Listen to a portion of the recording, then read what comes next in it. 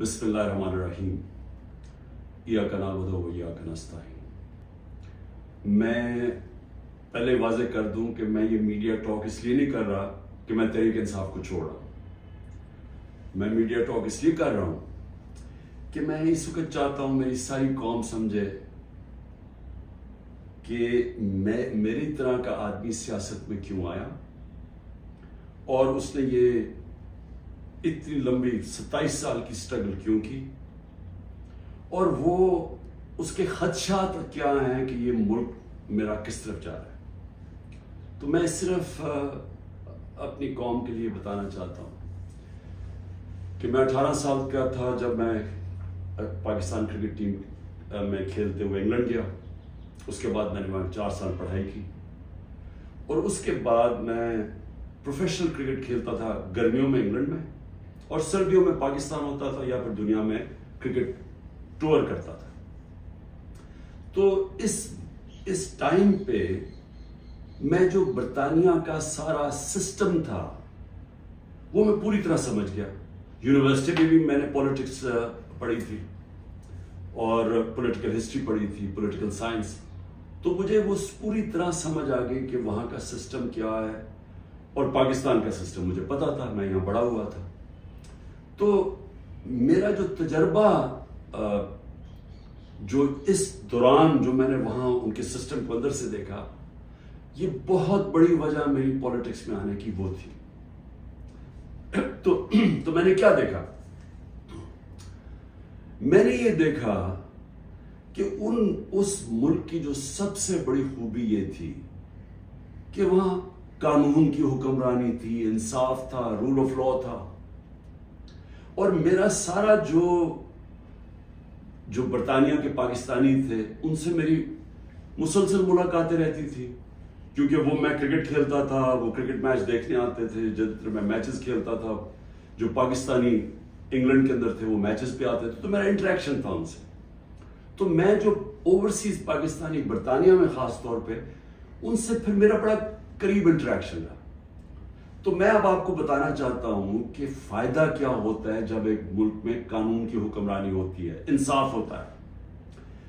وہ ان کی کہانیاں یہ تھیں کہ وہ مزدوری کرنے جاتے تھے، کیونکہ برطانیہ میں مزدوروں کی کمی تھی، تو انہوں نے زیادہ مزدور دنیا میں سے اور ملکوں سے بھی بلائے، جس میں سے پاکستانی بھی گئے، مزدوری شروع کرتے تھے، کیونکہ وہ ایک ایسا ملک جدھر انصاف کا نظام تھا، لیول پلینگ فیلڈ تھی، ان کو وہ پیسہ کماتے تھے، وہ پھر اس پیسے سے چھوٹی سی دکان کھول لیتے تھے، وہ کرتے کرتے وہ معاشرہ ان کو موقع دیتا تھا اوپر آنے کا۔ اور وہ کیوں دیتا تھا؟ کیونکہ جب ایک معاشرے کے اندر انصاف ہوتا ہے وہ آپ کے حقوق کی حفاظت کرتا ہے۔ مطلب یہ ہوتا ہے کہ اگر آپ اپنے ٹیکس دیں، آپ قانون کے بیچ میں رہیں، وہ ملک آپ کو آزاد کر دیتا ہے، آپ جو مرضی کریں، کوئی آپ کو پوچھتا نہیں ہے، کوئی رات کو پولیس نہیں آپ کے گھروں میں گھس جاتی، کوئی رشوت آپ سے نہیں مانگتا، کوئی آپ نے اپنا کام کروانا ہے، پاسپورٹ بنوانا ہے، آئی ڈی کارڈ بنوانا ہے، آپ کو کوئی پیسے نہیں دینے پڑتے آفیسز میں جس طرح رولتے ہیں بیچارے ہمارے لوگ۔ وہاں کوئی تھانے کچہری کی پالیٹکس نہیں ہے کہ بیچارہ غریب آدمی کبھی تھانے میں رول رہا ہے، کبھی کچہریوں میں رول رہا ہے، کبھی پٹواری سے رول رہا ہے، زمینوں پہ قبضے ہو رہے ہیں، اور سارا وقت ان بیچاروں کو سفارشیں چاہیے تھی۔ اس ملک کے اندر سب سے زیادہ جو پولیٹکس میں جو ہمارے ایم این ایز اور ایم پیز ہو، ان کا سب سے زیادہ کام کیا ہوتا ہے؟ لوگوں کی سفارش جا کے گورنمنٹ آفیسز میں جائے۔ وہاں کیوں نہیں ہوتا؟ کیونکہ وہاں انصاف ہے۔ یہ سمجھنا ہے پاکستانیوں آپ نے، انصاف انسانوں کو آزاد کرتا ہے حقوق دے کے، انصاف آپ کو طاقتور سے تحفظ دیتا ہے۔ کوئی بھی آفیشل بیٹھا ہو سرکاری آفس میں، اس کی مجال نہیں آپ کو ذلیل کرنے کی وہاں، کیونکہ وہاں انصاف کا نظام ہے، وہ عدالت میں جا سکتا ہے۔ کوئی اس کی مجال نہیں رشوت مانگنے کی، کیونکہ وہ اس کو عدالت میں جا کے کہہ سکتا ہے اس نے مجھ سے رشوت مانگی۔ کمزور کو طاقتور سے انصاف تحفظ دیتا ہے، اس طرح لوگ آزاد ہوتے ہیں۔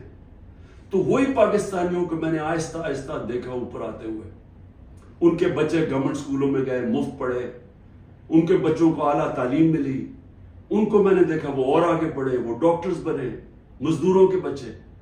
اور سوائے کئی علاقوں میں جو تھوڑی ریسزم تھی، عموماً یہ دیکھا کہ جو وہاں مزدور بھی گئے ان کو دیکھتے دیکھتے بچے آگے بڑھتے گئے، بزنس شروع کی انہوں نے، بڑے کام کیے. لیکن جو بھی یہاں پاکستانی جاتے تھے، جو مجھے ابھی بھی یاد ہے، وہ سارا وقت ترستے تھے کہ میں نے ایک دن پاکستان جانا ہے. وہ پاکستانی میوزک سنتے تھے، پاکستانی فلمیں دیکھتے تھے، کرکٹ میچ دیکھتے تھے، سارا وقت یاد کرتے تھے پاکستان کہ جیسے ہی ہم نے پیسہ کما لیا ہم پاکستان جائیں گے. اب ان کے بچے وہاں پڑھ جاتے تھے، بڑے ہو جاتے تھے. جب بچے تھوڑے بڑھ جاتے تھے، بڑے ہوتے تھے، وہ پھر آپ پاکستان آنے کی کوشش کرتے تھے. اب میں آپ کو بتاتا ہوں کہ کیوں ہم آگے نہیں بڑھ رہے. وہ آتے تھے پاکستان، ان کے بچے جب پاکستان میں بزنس کام شروع کرتے تھے ان سے کام ہی نہیں ہوتا تھا. وہ عادی تھے کہ وہ سسٹم میں جائیں، وہاں سسٹم کام کرتا ہے، کام ہو، وہاں آپ کا جائز کام ہو، آپ کو کوئی پیسے نہیں دینے پڑتے، آپ کو فوری کام ہو جاتا ہے، کوئی رکاوٹیں نہیں ہیں. آپ بزنس کھولنا چاہیے، آپ محنت کریں، آپ وہ بزنس کامیاب ہو سکتی ہے. نفع نقصان ہوتا ہے لیکن کوئی رشوت نہیں مانگتا، کوئی آپ سے آ کے انسپیکٹر نہیں آتا، کوئی یعنی سرکاری آفیشل آپ کو تنگ نہیں کر سکتے. یہاں کہ ان کو مشکل پڑ گئی. وہ تھوڑی دیر آتے تھے، کوشش کرتے تھے، تھوڑی دیر کے بعد ملک سے باہر واپس رہ ہی نہیں سکتے تھے. کرپٹ نظام میں ایک وہ نظام جدھر انصاف نہیں ہے، وہ نہیں گزارا کر سکتے تھے. وہ بیچارے ماں باپ واپس چلے جاتے تھے انگلینڈ.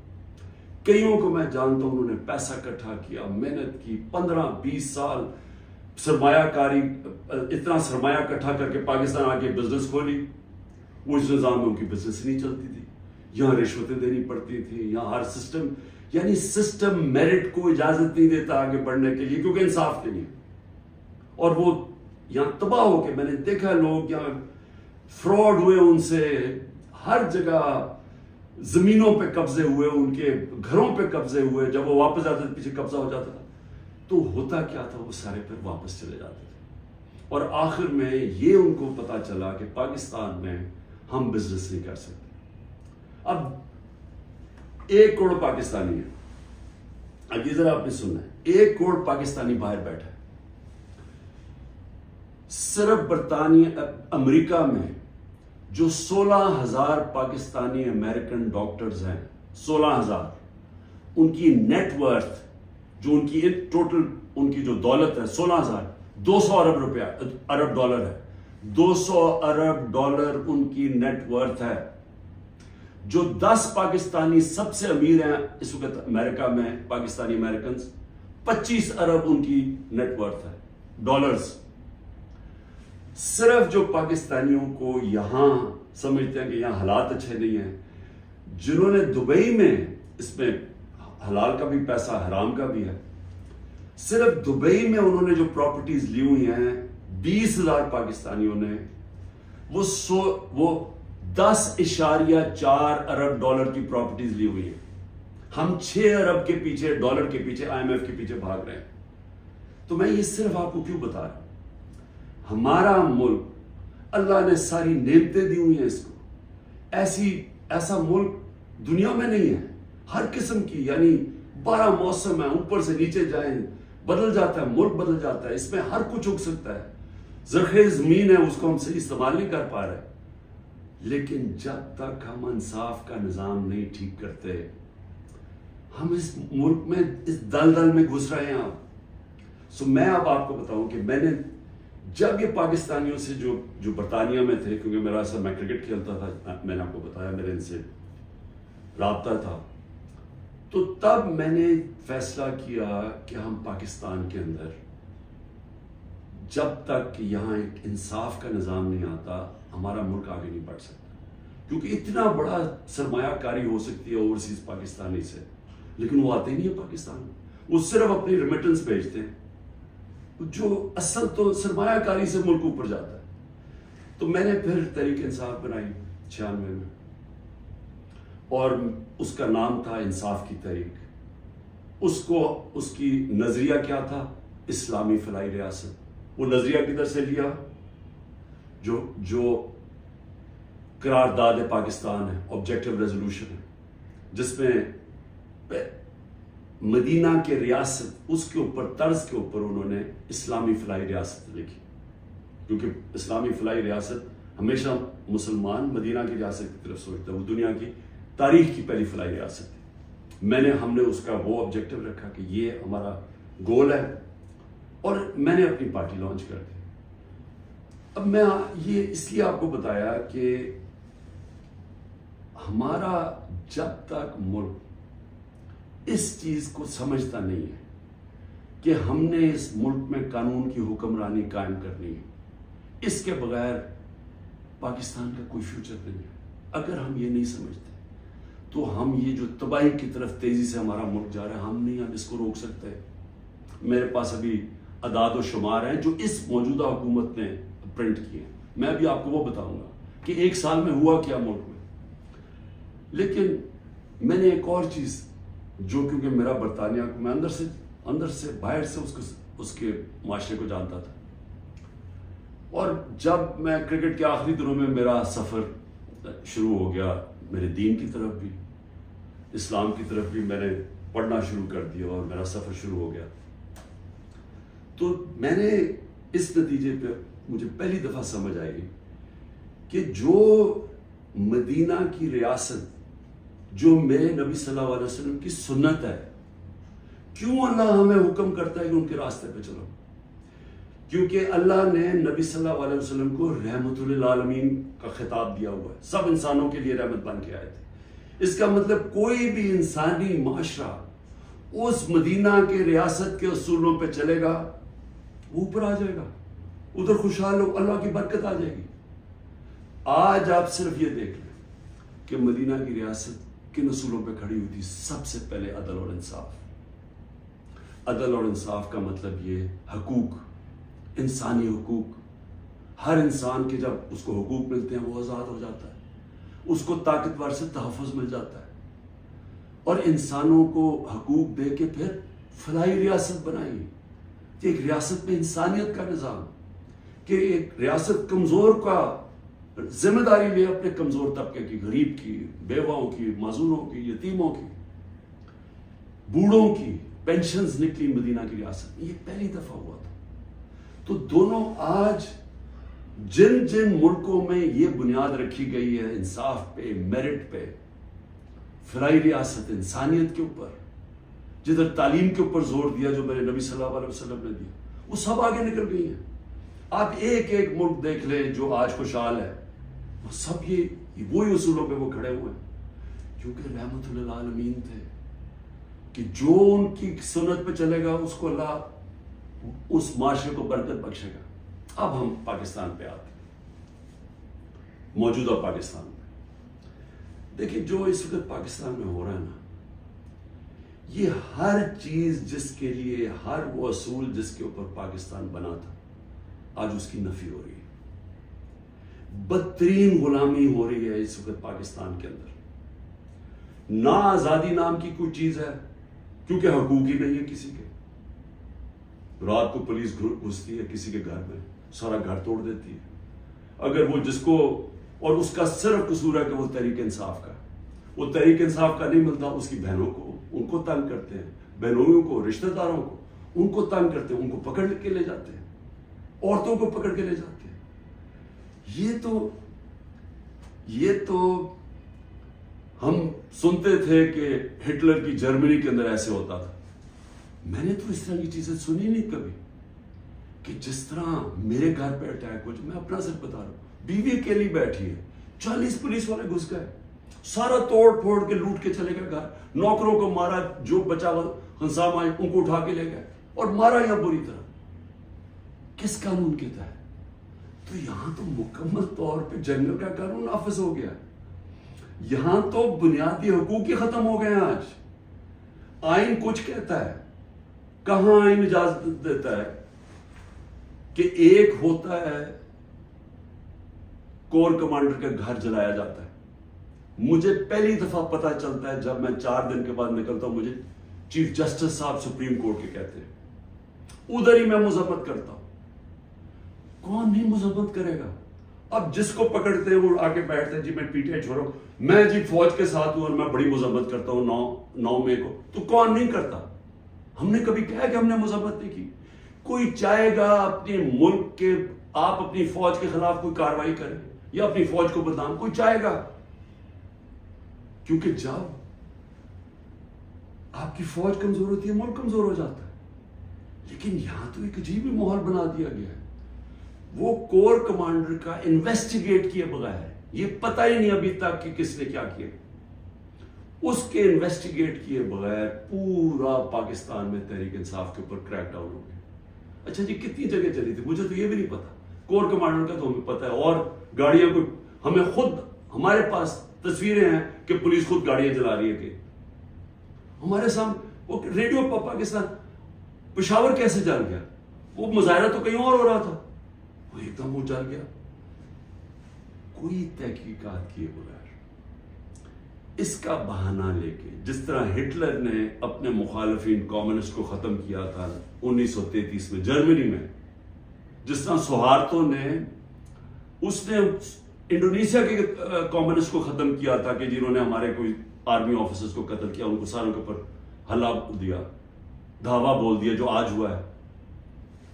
تحریک انصاف جدھر ملتی ہے، بھئی کراچی والوں کا کیا کور کمانڈر سے تھا، باقی پاکستان میں تھا. چلے لاہور میں ہم مانا سے ہو گیا، وہ اس پہ بھی تحقیقات کیے بغیر، اچھا چلیے آپ کو بڑا غصہ ہے تو باقی جگہ کیوں پکڑ رہے ہیں ساری جگہ؟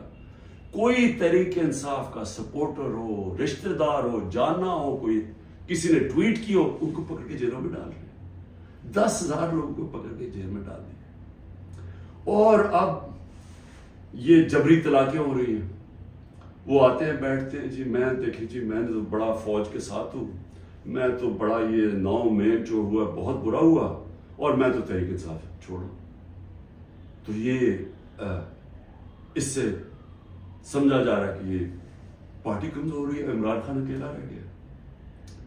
لیکن میں سارے جو آج آپ بیٹھے ہیں نا، جو فیصلے کر رہے ہیں اس ملک کے، میری بڑی غور سے بات سنیں.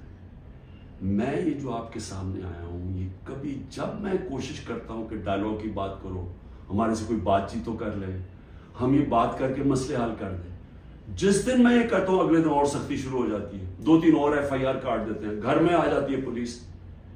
کیونکہ سمجھتے یعنی کوئی ایک عجیب ذہن بیٹھے ہوئے، وہ سمجھتے ہیں کہ جو ڈائلاگ کرنا جا رہا ہو وہ اب اس کے گھٹنے کانپنے شروع ہو گئے ہیں، تو اس لیے آ کے اس کے اوپر تھوڑی اور سختی کرو تو بالکل بیٹھ جائے گا. دیکھیں یہ تو ہونے نہیں لگا.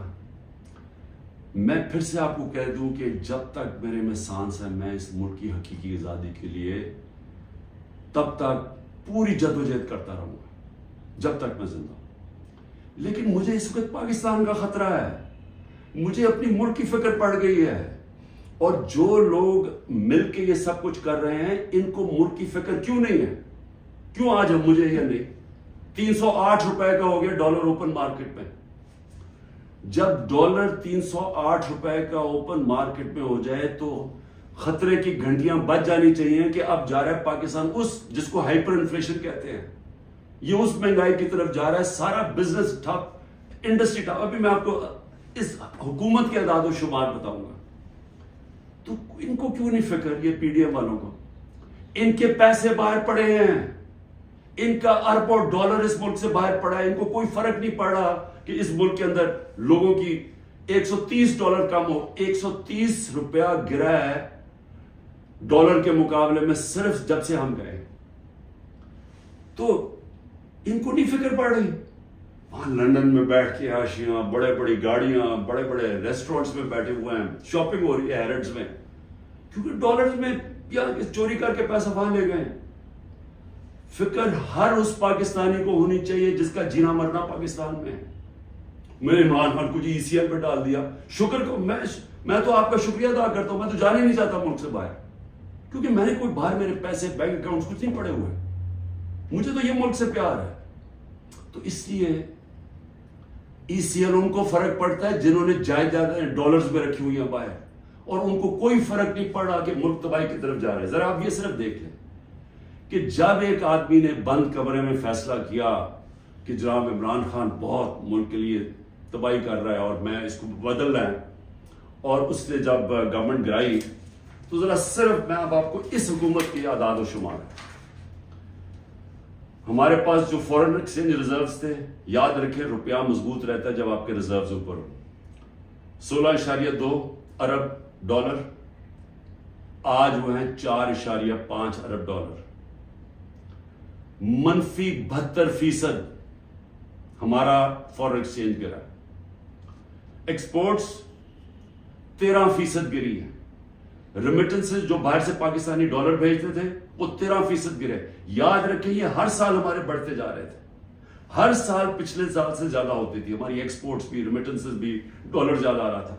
اب جب سے یہ آئے ہیں 13% دونوں نیچے چلے گئی ہے بجائے اوپر جانے کے۔ اس کا مطلب ڈالر کم آ رہے ہیں پاکستان میں، قرضے بڑھتے جا رہے ہیں، ڈالر کم آ رہے ہیں اور ہم نے قسطیں بھی دے دی۔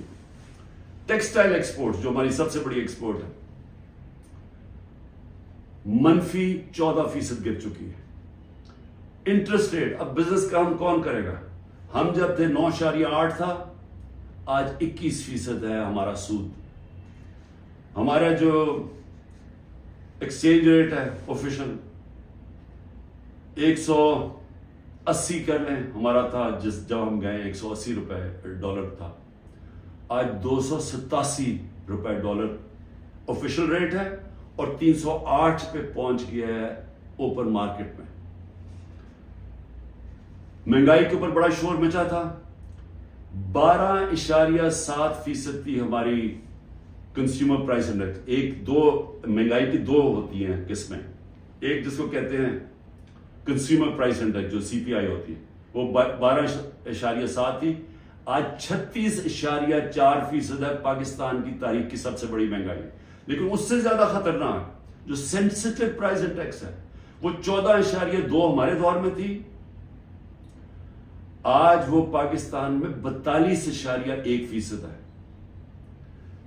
پٹرول، یاد رکھیں ہمارے دور میں پٹرول 110 سے 115 لیٹر 110 سے 115 ڈالر پہ بیرل گئی تھی، آج وہ 70-80 کے بیچ میں ہے، یعنی ادھر سے آ کے۔ ہمارے دور میں 150 روپے لیٹر پیٹرول تھا، 145 روپے لیٹر ڈیزل تھا، آج ڈیزل پہنچ گیا 260 روپے اور پیٹرول پہنچ گیا 270 روپے۔ جب پیٹرول مارکیٹ میں نیچے، انٹرنیشنل تیل نیچے چلا گیا تو یہ آپ ذرا دیکھیں تقریباً 100 روپے اوپر گیا۔ آٹا جو ہر آدمی کو افیکٹ کرتا ہے، ہمارے دور میں 55 روپے تھا کے جی، آج وہ پہنچ گیا 136 روپے کے جی، 130% کا اضافہ ہوا اس میں، اور یہ عام آدمی کو سب سے زیادہ تکلیف دے رہی ہے۔ چاول 103 روپے کے جی تھا، آج 202 روپے کے جی ہے، 95% ہمارا چاول کی قیمت بڑھی ہے، یہ بھی عام آدمی کا۔ گھی، انٹرنیشنل مارکیٹ میں جو پام آئل ہم امپورٹ کرتے ہیں وہ آدھا ہو گیا ہے، آج ہمارے دور میں 468 روپے کے جی تھا، آج 603 روپے کے جی ہے، جبکہ آدھا ہو گیا انٹرنیشنل مارکیٹ میں۔ اور دودھ 117 روپے لیٹر تھا، آج 170 روپے لیٹر۔ میں اور بھی آپ کو بتا دوں کہ جس سے آپ کی دولت میں اضافہ ہوتا ہے، ہماری جو گروتھ ریٹ تھی، یعنی جس ریٹ پہ ہماری دولت میں اضافہ ہو رہا تھا، جس کو GDP کہتے ہیں، GDP میں اضافہ، وہ 6.1% تھی، آج وہ چلی گئی ہے منفی 0.2%، 0.2% پہ چلی گئی۔ انڈسٹریز، ہماری اوور آل انڈسٹری 6.8% پہ بڑھ رہی تھی، آج وہ -2.9% پہ چلی گئی۔ یعنی جس سے آپ کے ملک میں دولت بنتی ہے، جس سے آپ ٹیکسز بڑھتے ہیں، جس سے آپ روزگار دیتے ہیں، وہ انڈسٹری جو زیادہ تر انڈسٹریز وہ -2.9 پہ پہنچ گئی ہیں، اور جو لارج اسکیل مینوفیکچرنگ ہے جس سے سب سے زیادہ دولت میں اضافہ ہوتا ہے، وہ ہمارے دور میں 11.9% پہ بڑھ رہی تھی، وہ آج منفی 7.9% پہ چلی گئی، تقریباً 8% منفی پہ چلی گئی۔ جو کنسٹرکشن ہے جس سے سب سے زیادہ نوکریاں ملتی ہیں، وہ 1.9% پہ بڑھ رہا تھا ہمارے دور پہ، آج وہ -5.5% پہ چلی گئی۔ اور پھر کاٹن، کیونکہ ہمارا سب سے زیادہ جو کپڑا بناتے ہیں ہم، اس سے ہمارا اضافہ بھی ہوتا ہے، نوکریاں بھی ملتی ہیں، ایکسپورٹس بھی بڑھتی ہیں، وہ 9.2% پہ بڑھ رہی تھی، آج وہ -23% پہ پہنچ گئی ہے، یعنی کہ بند ہو رہی ہے انڈسٹری. میں یہ آپ کو یہ صرف فگر اس لیے دے رہا ہوں، اور جو بھی ہمارے اس ملک میں فیصلے کر رہے ہیں میں اس لیے آپ کو کہہ رہا ہوں کہ یہ ملک تباہی کی طرف جا رہا ہے. ان کے پاس کوئی روڈ میپ نہیں ہے. جتنا ٹائم دے رہے ہیں یہ ملک نیچے جاتا جا رہا ہے. جن لوگوں کے پاس ڈالرز میں باہر پیسے نہیں رکھے ہوئے ان سب کے لیے تباہی آئی ہوئی ہے. سارا تنخواہ دار طبقہ آج تکلیف میں ہے. جس کے پاس سیلریز ہیں ان کا اگر 100 روپیہ سال پہلے اگر 100 روپیہ چیزیں خریدتا تھا وہ 50 روپے رہ گئے. تو یہ تو ایک عذاب آنے والا ہے. اور ابھی یہ جو روپیہ گر رہا ہے کیونکہ ان کے پاس جب آپ کیسے آپ نے قرضے دینے ہیں، آپ اگلے مہینے قرضوں کی قسطیں دینی ہے. جب آپ کی دولت میں اضافہ نہیں ہو رہا، جب ڈالرز ہی نہیں بڑھ رہا ہے، جب آپ کی انڈسٹری بند ہو رہی ہے، جب آج کسانوں کے پاس وہ پیسہ ہی نہیں رہا کیونکہ وہ اتنی مہنگائی ہو گئی ہے کہ اس کے پاس پیسہ نہیں بچتا اپنی زمین پہ لگانے کے لیے، تو وہ اس کی ظاہر ہے اس کی پیداوار گرنی شروع ہو جائے گی. تو ہم نے کدھر سے قرضے واپس کرنے؟ ہم آج پاکستان میں ہمیں یہ سمجھنا چاہیے کہ ہم اگر اس وقت اس کو ہم ٹھیک نہیں کرتے یہ سب کے ہاتھ سے نکلنے والی ہے. دیکھیں معاشرہ کنٹرول سے باہر بھی نکل جاتا ہے. سری لنکا میں اس سے کم حالات تھے جبکہ لوگ سڑکوں کے اوپر آ گئے. ابھی تک لوگ سڑکوں پہ کیوں نہیں آ رہے؟ کیونکہ انہوں نے الیکشن پہ کی امید لگائی ہوئی ہے کہ ہم جو ہمارے سے ہوا ہے وہ اندر گھروں میں بیٹھ کے تپے ہوئے ہیں کہ جب الیکشن آئے گا تو ہم ان کو سبق سکھائیں گے. تو یہاں تو الیکشن کروانے کا کوئی پلان ہی نہیں ہے. یہاں تو الیکشن کا تب پلان ہے جب عمران خان کو کرش کیا جائے گا، اور وہ کرش کیا جا رہا ہے. یعنی یہ جو ہمارے اوپر جس طرح کا جبر ہو رہا ہے اور جس طرح کا یہ ظلم ہو رہا ہے تو یہ تو کبھی ہوا ہی نہیں ہے پاکستان میں کسی پارٹی سے. اور یہ اس کے پیچھے یہ سوچ ہے کہ جب یہ کرش ہو جائے گی پارٹی تب ہم الیکشن کروا دیں گے. دیکھیں کیونکہ میں بڑا ہوں، میں نے ایسٹ پاکستان مجھے یاد ہے. میں بار بار لوگوں کو بتاتا ہوں کہ آخری فلائٹ میری آئی تھی ڈھاکہ سے، میں انڈر 19 کا میچ کھیلنے گیا تھا. اس کے بعد آپریشن شروع ہو گیا تھا اپریل 71 میں. دیکھیں ہوا کیا تھا اس پاکستان میں، یہ پھر سے یاد رکھیں، تاریخ سے سیکھنا چاہیے. ذوالفقار علی بھٹو نے 81 سیٹیں جیتی پاکستان میں 138 میں سے، اور کہا تھا ذوالفقار علی بھٹو کا انقلاب آ گیا تھا، اور واقعی انقلاب تھا، روٹی کپڑا مکان کا انقلاب آیا تھا. لیکن 138 میں سے ذوالفقار علی بھٹو نے 81 سیٹیں جیتی. اور اس نے جو نعرہ تھا کہ میں پہلی دفعہ عوام کا نام لیا. پہلے تو عوام کا نام ہمیں پتہ نہیں عوام کیا ہوتی ہے کیونکہ پہلے تو اور قسم کی سیاست تھی. تو اس نے ایک ذہنوں میں انقلاب لے کے پہلی دفعہ عوام کی بات کی. لیکن مجیب الرحمان 162 سیٹیں تھی ایسٹ پاکستان میں، اس نے 160 جیتی، صرف 2 سیٹیں ہاری اس نے. تو وہ کیا کہہ رہا تھا؟ وہ انصاف کہہ رہا تھا کہ ہمارے سے انصاف نہیں ہو رہا، ہمارے حقوق نہیں مل رہے، ایسٹ پاکستان کو کالونی کی طرح رکھا جا رہا ہے، ہمیں سیکنڈ کلاس شہریوں کی طرح رکھا جا رہا ہے. اور وہ انصاف مانگ رہا تھا، حقوق مانگ رہا تھا، وہ آزادی نہیں مانگ رہا تھا. جب ہم نے آپریشن شروع کیا تو وہ پھر حقوق سے آزادی کی طرف چلا گیا. وہ بات کرنے کے لیے بھی تیار تھا. اور مجھے ابھی بھی یاد ہے جب ہمارا ملک ٹوٹا تھا، میں انگلینڈ میں تھا، پڑھ رہا تھا، تو جو دھچکا ہم سب کو لگا تھا، یعنی ہم ہل کے رہ گئے تھے. پھر لوگوں نے اپنے دل بلائے، نہیں جی اس پاکستان تو بڑا غریب ملک تھا، ہمارے اوپر بوجھ تھا، وہاں سائیکلون آتا تھا تو ہمیں ان کو پیسے دینے پڑتے تھے، اس طرح کی باتیں کی. آج بنگلہ دیش ہمارے سے آگے نکل گیا ہے.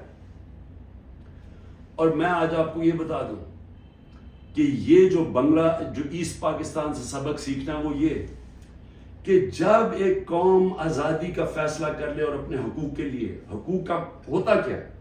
آپ کو انصاف ملتا ہے، انصاف آپ کو حقوق دیتے ہیں، حقوق آپ کو طاقتور سے کمزور کی تحفظ دیتا ہے. جب تحفظ ملتا ہے وہ آزاد ہو جاتا ہے، اس کو لیول پلینگ فیلڈ مل جاتی ہے، اس ملک میں خوشحالی آ جاتی ہے. کیونکہ وہ پھر زیادہ تر بڑی بزنسز تو نہیں ہیں پاکستان میں، جو میں بتا رہا ہوں اوورسیز پاکستانی کیوں نہیں آتا؟ وہ زیادہ تر چھوٹی بزنس ہیں. چھوٹی بزنس پاکستان میں چل نہیں سکتی کیونکہ ان کے پاس اتنی طاقت نہیں ہوتی رشوت دینے کی. ان کے پاس اتنا ٹائم نہیں ہوتا کہ وہ آفیسز کے چکر لگائیں, وہاں ان کو وہ ڈیلے صرف اس لیے کریں جب تک آپ رشوت نہیں دیتے, تو وہ چلے جاتے ہیں واپس. تو چھوٹی بزنس جو اسمال اور میڈیم صنعت ہوتی ہے وہ ایک ریڑھ کی ہڈی ہوتی ہے ملک کی. اصل تو روزگار وہ دیتا ہے. ساری دنیا میں اسمال اور میڈیم انڈسٹری دیتی ہے, یہاں وہ چل رہی نہیں دیتے کیونکہ یہاں ایک سسٹم بڑا کرپٹ ہے, کیونکہ یہاں انصاف نہیں ہے. تو جو میں آج آپ کو کہنے کی کوشش کر رہا ہوں کہ انصاف جب ایک لوگوں کے دلوں میں چلا جاتا ہے کہ ہمیں انصاف چاہیے, ہمیں حقوق چاہیے, ہمیں آزادی چاہیے, پھر آپ ان کے اوپر جو مرضی کریں, ملٹری آپریشن بھی, وہ پھر بیج دل سے نہیں نکلتا. کیونکہ جو اللہ نے ہمارے اندر یہ پیدا کیا ہوا ہے آزادی کا, یہ جو آزادی کا بیج ہے, یہ انصاف اور آزادی ساتھ ساتھ جاتے ہیں, یہ اندر ہے ہمارے. اور اس نے جب لا الہ الا اللہ کہتا ہے, ہم اسے وعدہ کرتے ہیں, وہ ہمیں آزاد کرنا چاہتا ہے اللہ, کیونکہ صرف آزاد لوگ اوپر جا سکتے ہیں. تو جب لوگوں کا دل میں آزادی کا جذبہ آ جاتا ہے, وہ پھر یہ جبری طلاقوں سے, یہ پکڑ دکڑ کر کے, یہ مار پیٹ کے, یہ خوف کر کے, اس سے یہ جاتا نہیں ہے. پھر یہ نفرتیں بڑھ جاتی ہیں, یہ اور زیادہ غصہ بڑھ جاتا ہے, یہ کہیں جانے نہیں لگا. یہ جو مرضی آپ کریں کہ ہر روز بیٹھ کے جی مجھے تو فوج سے بڑا پیار ہے اور 9 مئی کو بڑا برا کیا گیا, میں چھوڑا پارٹی. تو کیا اس سے پارٹی, کیا لوگ بیوقوف ہیں؟ کیا لوگوں کو نہیں سمجھ آ رہی کیا ہو رہا ہے؟ تو میں آخر میں یہ کہنا چاہتا ہوں, دیکھیں یہ پاکستان کی اس وقت جنگ ہے, یہ تحریک انصاف کو ختم کرتے کرتے پاکستان کو تباہ نہ کریں. یہ اگر اس وقت ہم نے سٹیپس نہ لیے, قدم نہ اٹھایا, یہ ادھر چلا جائے گا, کوئی بھی نہیں کچھ کر سکے گا. سارا تنخواہ دار طبقہ تھوڑی دیر میں کھڑا ہو جائے گا. جب ان کے گھر میں چولہے نہیں ڈلیں گے, جب ان کی دیکھتے جائیں گے کہ ان کے پیسے کو خریدار کم ہوتی جا رہی ہے, جب وہاں عورتیں ہیں, ان کو پتا ہے کہ جو کچن چلاتی ہیں کہ کیا ہو رہا ہے آج ان کے ساتھ. وہ میں نے آپ کو بتایا سینسٹیو پرائس انڈیکس جو کہ کھانے پینے کی چیزوں کا ہے, وہ 42% پہ ہے. تو جب یہ حالات ایسے ہو جائیں پھر ایک معاشرہ پھٹ جاتا ہے. تو میں اس لیے بات چیت کی بات کر رہا ہوں کہ یہ ٹائم ہے, یہ ملک ٹھیک تب ہوگا جب اس سارے ملک کے ادارے اکٹھے بیٹھے اور ملک کی سب سے بڑی ایک ہی جماعت جو فیڈرل پارٹی ہے پاکستان کی, وہ سب اکٹھے بیٹھے اور وہ بیٹھ کے اس مسئلے کا حل نکالیں. یہ ڈنڈے مار کے مسئلے کا حل نہیں ہونے لگا. یہ جو بھی کریں گے, میں تو بیٹھا ہوں کہ ہر روز میں انتظار کرتا ہوں کہ کس دن پکڑنے آئیں گے, میں تو تیار ہوں اس کے لیے. اس سے مسئلہ نہیں حل ہونے لگا. اس کی سلوشن اس میں ڈنڈے مارنے میں نہیں ہے اور ظلم کرنے میں. اگر یہ ہوتی تو اس پاکستان نہ علیحدہ ہوتا. اس کا مسئلہ اس ملک میں قانون کی حکمرانی قائم کرنا ہے, ادارے مضبوط کرنا ہے, سارے اداروں کو اپنے آئینی رول کے اندر فنکشن کرنا ہے, لوگوں کو آزاد کرنا ہے, ان کو حقوق دے کے. کبھی اس ملک میں نہیں ہونا چاہیے کہ لوگ گھروں میں بیٹھے اور رات عورتیں نہ پرواہ چادر نہ چادر والی کی لوگ آئے گھر توڑ کے چلے گئے اور کوئی پوچھنے والا نہیں ہے. اور انہیں پتا ہے کیونکہ وہ طاقت والے, کوئی پوچھے گا نہیں. عدالتوں سے سارا خوف چلا گیا. عدالتیں جا کے فیصلہ کرتی ہیں, عمران ریاض کو لے کے آؤ, وہ ابھی تک پتہ ہی نہیں ہے وہ کدھر چلا گیا. اور جس طرح کے تشدد کی میں نے کہانیاں سنی ہیں کہ جو باہر نکلتے ہیں, کئی لوگوں کو, سب کو نہیں کیا, کئیوں کو تو برے حالات میں رکھا ہے کہ اتنے چھوٹے سے دڑبوں کے اندر لوگوں کو بند کیا ہوا ہے, لیکن کئیوں پہ تشدد کیا. تو میں یہ سوال پوچھتا ہوں کہ ہماری جب عدلیہ کی بات, ان کی ورڈکٹ نہیں مانے جائیں گے, عدلیہ کہتی ہے الیکشن کرواؤ آئین کے مطابق, وہ الیکشن ہی گورنمنٹ کرواتی, تو یہ ملک تو تباہ کی طرف چلا گیا نا, بنانا ریپبلک بن گیا. یہ ملک تو وہ جنگل کا قانون آ گیا آج پاکستان میں. تو میں اس کی آخر میں اپیل کرتا ہوں کہ بات چیت کرنی چاہیے فوری طور پہ. جو یہ کیا جا رہا ہے یہ کوئی حل نہیں ہے, اور اس کو یہ نہ سمجھے کہ عمران خان کی کمزوری ہے, کیونکہ جب میں یہ بات چیت کی بات کرتا ہوں اور سختی آ جاتی ہے, باہر پولیس پہنچ جاتی ہے, وارنٹ نکلاتے ہیں. یہ مجھے اس سے کوئی فرق نہیں پڑتا. مجھے اپنی ملک کی اس وقت فکر پڑی ہوئی ہے, اور آپ سب کو بھی فکر ہونی چاہیے کہ یہ جو میں نے آپ کو بتایا ہے, آج اگر 308 روپے کا اوپن مارکیٹ میں ڈالر مل رہا ہے تو سمجھ جائیں کہ پاکستان ادھر اب پہنچ جائے گا جدھر سارے لوگوں نے ڈالر خریدنا ہے, کسی نے سرمایہ کاری نہیں کرنی, باہر سے اوورسیز پاکستانی ریمیٹنسز انہوں نے لیگل چینل سے نہیں بھیجنا, کیونکہ اتنا فرق پڑ گیا اوپن مارکیٹ اور آفیشل ریٹ کے اندر, تو یہ تو ملک تو جا رہا ہے نیچے. تو اس لیے میں پھر آخر میں اپنی ساری قوم کو کہتا ہوں کہ آپ سب صبر کریں, اپنی پارٹی کو کہتا ہوں صبر کریں. یہ جو کیا جا رہا ہے آپ سے کہ کن پٹی پہ بندوق رکھ کے جی میں پی ٹی آئی چھوڑ رہا ہوں, کوئی فکر نہ کریں, کبھی کوئی پارٹی سے نہیں ختم ہوگی. پارٹی تو ختم ہوتی ہے جب نظریہ ختم ہو جاتا ہے. آج آپ کے سامنے پی ڈی ایم کی جماعتیں ہیں, پوری اسٹیبلشمنٹ کی مدد کر رہی ہے, الیکشن کمیشن ان کے ساتھ ملی ہوئی ہے, انتظامیہ ساری ان کے ساتھ ملی ہوئی ہے. کیوں یہ الیکشن سے ڈر رہے ہیں؟ سارا تو آپ کے پاس امپائرنگ بھی اپنے ہیں, پھر بھی ڈر رہے ہیں کہ جی عمران خان کو پہلے ختم کرو پھر الیکشن لڑیں گے, کیونکہ ان کا ووٹ بینک ختم ہو گیا ہے. پی ٹی آئی کا ووٹ بینک بڑھتا جا رہا ہے, جتنا یہ ظلم کر رہے ہیں اور زیادہ پبلک ہمارے ساتھ کھڑی ہو رہی ہے. اور انشاءاللہ جب بھی الیکشن ہوگا آپ کے سامنے آنے کا رزلٹ. شکریہ.